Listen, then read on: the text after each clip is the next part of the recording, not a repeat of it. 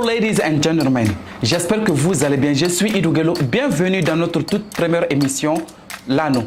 L'émission Anneau, c'est l'émission sur laquelle nous allons débattre de vos sujets qui vous tiennent à cœur ou bien qui vous tracassent. N'hésitez pas à nous envoyer vos sujets. Nous allons essayer de débattre là-dessus et donner notre point de vue sans rentrer dans les jugements. Pour cela, j'ai décidé d'inviter une amie. C'est une mannequin qui est reconnue pour son talent. Elle va nous donner son point de vue sur le sujet.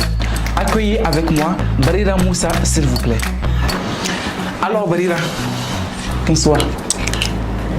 J'espère que tu vas bien. Ok, prends place.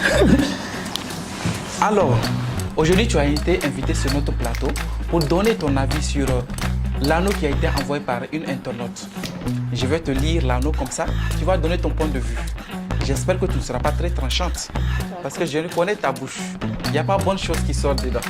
Fais attention. Je suis là pour dire la vérité. D'accord. Alors, nous allons lire l'anneau qui a été envoyé par l'internaute. J'ai 25 ans, je suis marié à un homme de 31 ans. Nous sommes ensemble depuis 2 ans et nous accueillons enfin notre premier enfant. Avant ma grossesse, nous avions une vie épanouissante avec des rapports au moins 5 fois par semaine. Mais depuis le début de ma grossesse, c'est devenu stressant. J'ai tellement mal au rapport que c'est devenu insupportable. Ce qui a évidemment entraîné un changement radical dans notre vie. Le problème, c'est que mon mari me dit qu'il veut une maîtresse, car je n'arrive pas à satisfaire ses besoins pour le moment. Il me promet que ça sera temporaire et qu'une fois j'aurai accouché, il mettra fin à tout ça. Honnêtement, je ne sais pas quoi faire maintenant, car je l'aime tellement, mais je regrette de ne pas remplir mes devoirs d'épouse. Alors, Barira, tu as écouté l'anneau. Qu'est-ce que toi, tu peux dire sur ça? Quel genre de conseils tu vas lui donner? Ou bien qu'est-ce que tu vois sur le sujet? À vrai dire, je vois une contradiction. Parce que quand tu avais lu, elle avait précisé qu'avant sa grossesse, elle avait une vie sexuelle épanouie. Oui.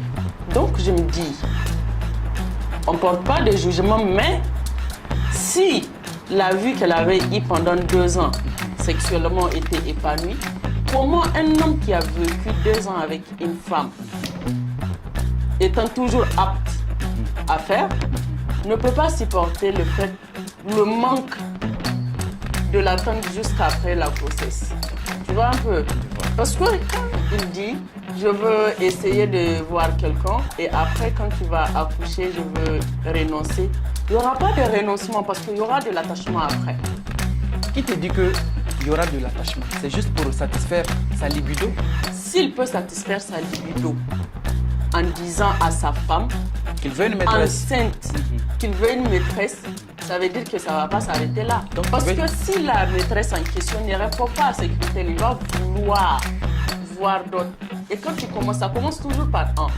Et ça ne s'arrête pas. C'est ce que tu penses? C'est ce que moi je pense personnellement.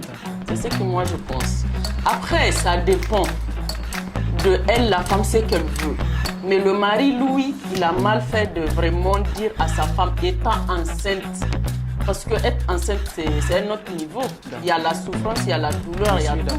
Donc, au-delà de la douleur, là, qu'il ose dire que parce que sa femme ne satisfait pas ses envies, il va chercher ailleurs, c'est que peut-être il a toujours fait. Okay. Ou bien il a même essayé. Donc, c'est pour lui dire qu'il a une maîtresse. Voilà, indirectement. Tu vois un peu. Donc, je me dis vraiment qu'il faut qu'elle revoie, elle, son foyer. Il faut qu'elle revoie son mari parce que si on peut avoir une libido aussi prononcée, c'est qu'elle est en danger.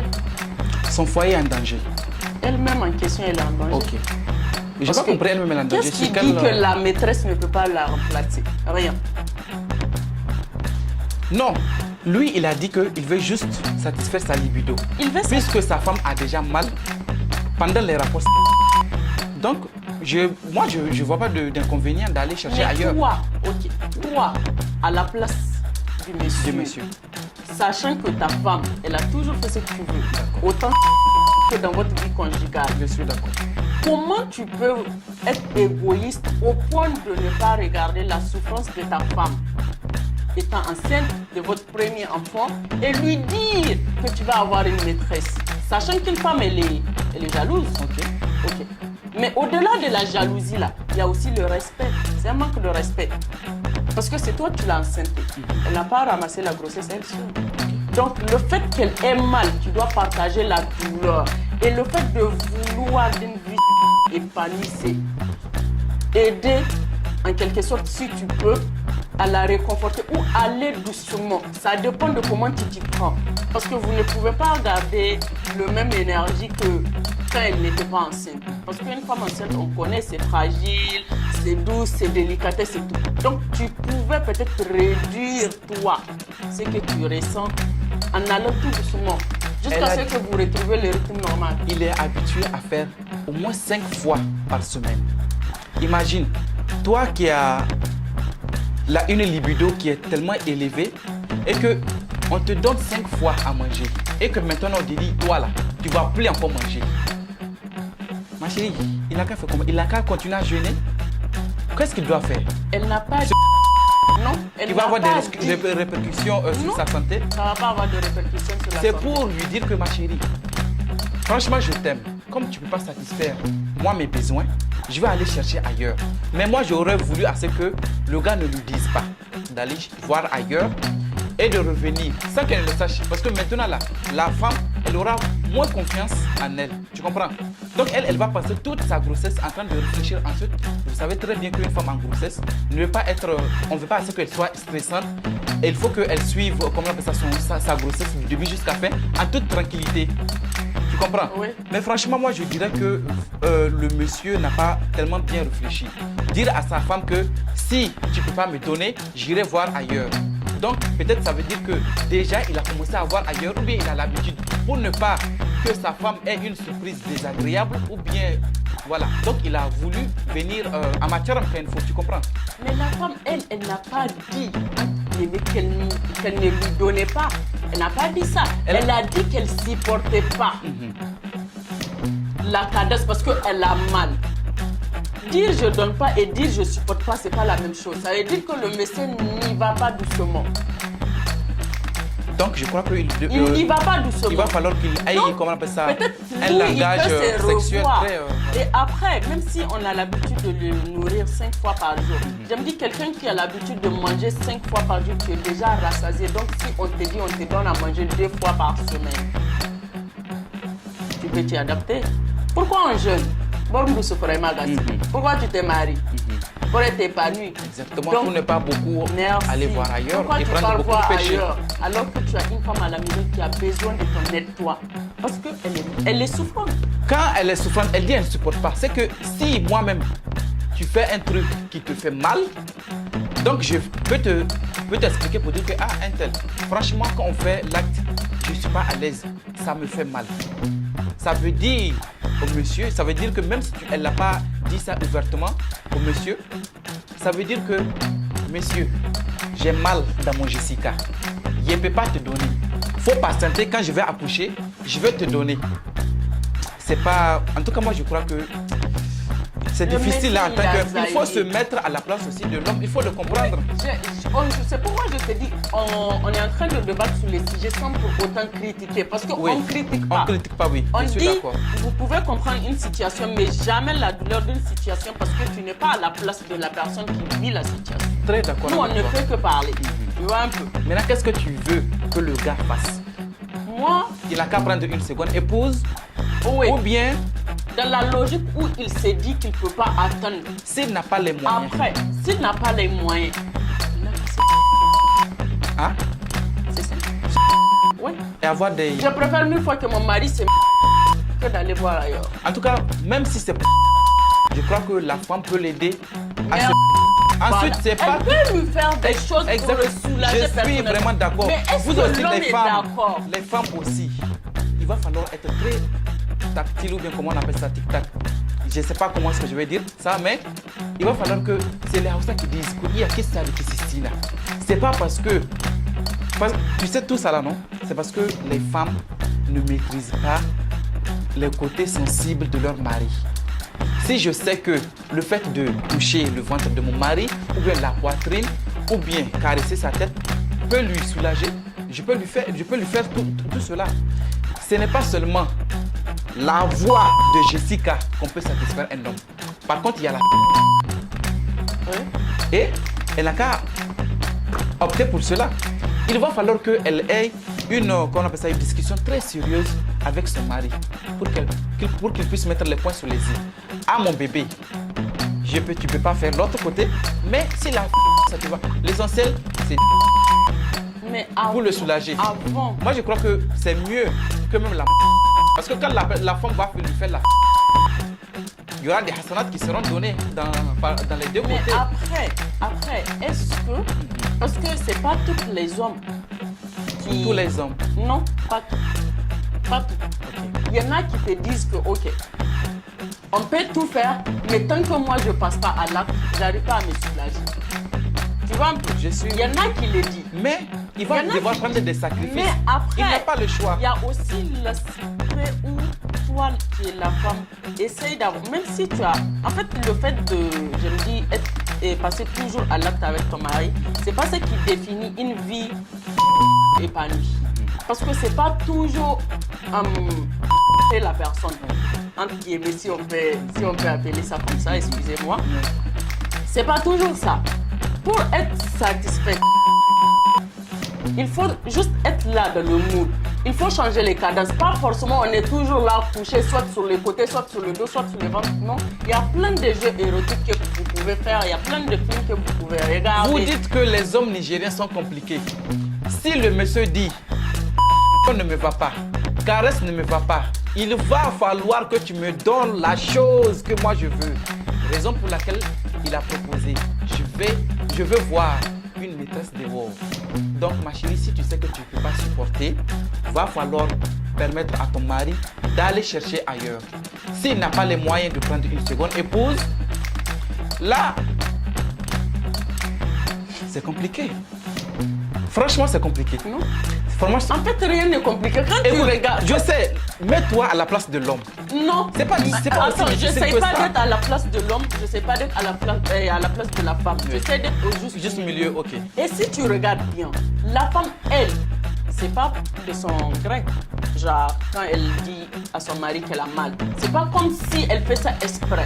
Après, l'homme, c'est à lui de comprendre vraiment et d'amener sa femme à comprendre. Ok. Tu vois un peu? Et après, si elle a mal, ça dépend de l'homme. Au lieu de penser à voir ailleurs, pense à chercher des produits qui vont aider ta femme à avoir moins mal. Je suis d'accord. Allez chez la gynéco, mais chez le gynéco, Voilà. pour faire des consultations et Peut-être exposer votre elle a problème une blessure ou bien elle a un col ouvert. Je suis Dans d'accord. ces cas-là, c'est compliqué, C'est c'est très grave. compliqué parce Je que suis ça peut d'accord. conduire à l'avortement. Je suis d'accord. Tu vois un peu? Donc, Donc, au lieu de faire la proposition à une femme enceinte fragile d'aller voir ailleurs, pourquoi ne pas chercher une solution qui va médicale. vous aider mutuellement? Je suis d'accord. Donc, Franchement, là, tu as bien parlé. Il a zaï. Donc, Il a maintenant, zaï. Non, il n'y a rien à faire. Il a zaï. moi, en tout cas, si c'était moi, tu sais, maintenant, il y a les contrats de mariage. Tu peux marier une personne juste pour un moment donné. On célèbre le mariage, pas besoin de faire une grande fête ou bien de célébrer. Juste voilà, c'est juste pour satisfaire ma libido. On s'épouse, comme ça tu lui dis que bon voilà le délai. Vous vous mariez, la personne satisfait ta libido. Après l'accouchement, tu dis ok, je récupère ma femme. Et si dans ça aussi, tu tombes dans le piège. Tu sors jamais, en fait. Jessica, tu as goûté là-bas est meilleure que celle que tu as à la maison. Non. Là, ma chérie, tu es en danger. Franchement, tu es en danger. Non, tu sais. Elle est... Tu sais, il non. n'y a pas de Jessica plus doux que pour l'autre. Il y a de Jessica bien soignée Et entretenue. que c'est celle de l'autre. Tu vois un peu? J'arrive. Il faut non avoir une Jessica douce et avoir une Jessica moins. Ça ne veut pas dire que toutes les femmes ils canent du tchèque. Non. Ça dépend de l'entretien. Comment tu t'entretiens? Comment tu es avec ton mari au lit? Parce que nous, les femmes, des fois, c'est nous-mêmes, on crée nos propres problèmes. D'accord. On ne sait pas être romantique. Et vous, les hommes, vous mettez là-bas très haut. La personne va s'habiller chic, elle va acheter ses habits de panthère, elle va se transformer.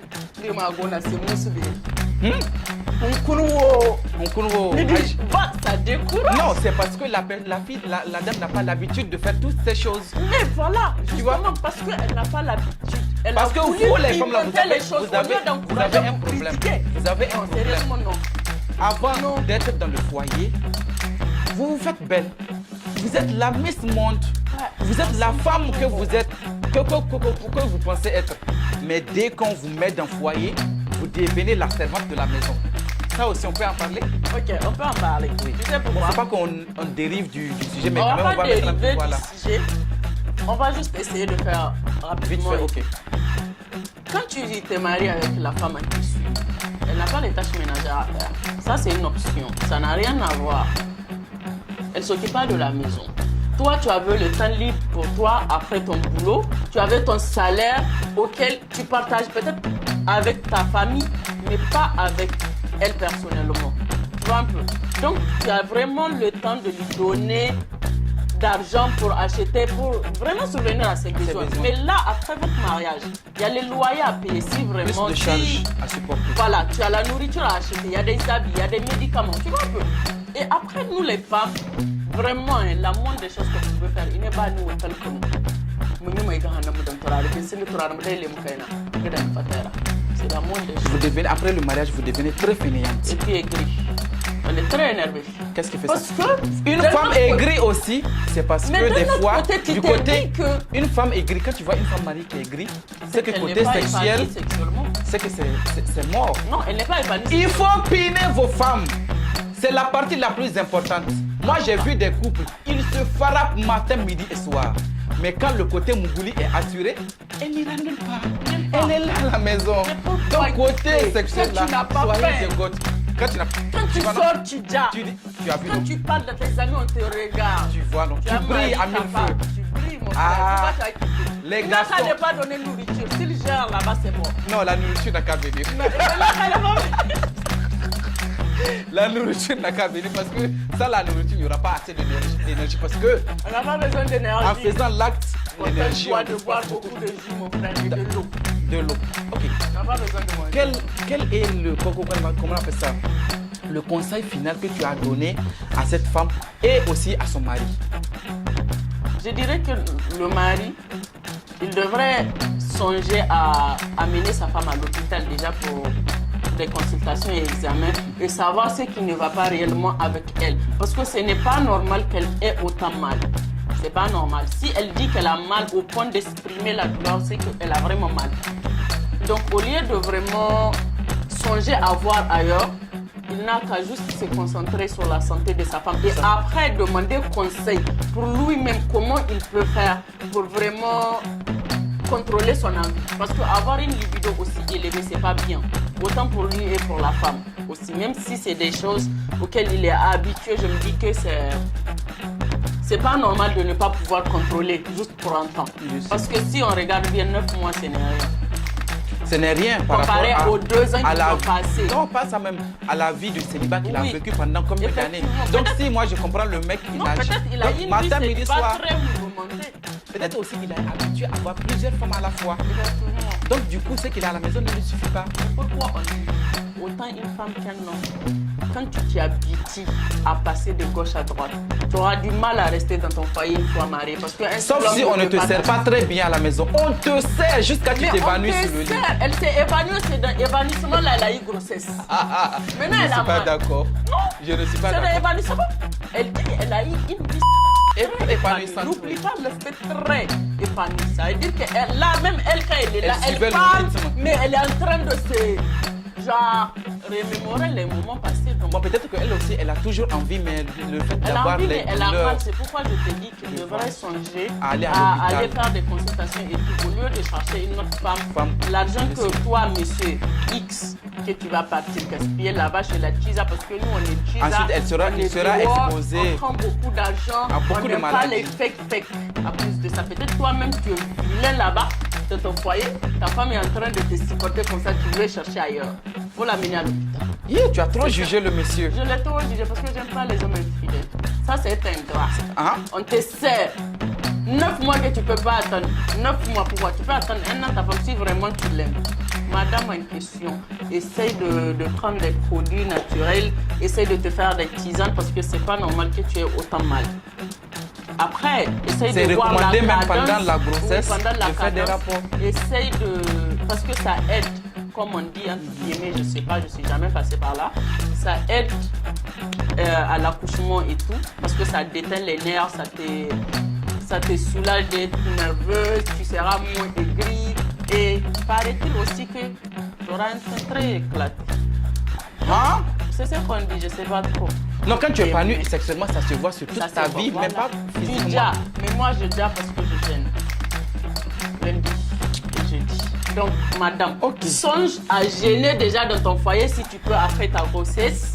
Que Dieu te donne vraiment la force de supporter et la force de voir et d'arriver au terme de cette grossesse. Mais je songe vraiment à ce que tu fasses des tisanes.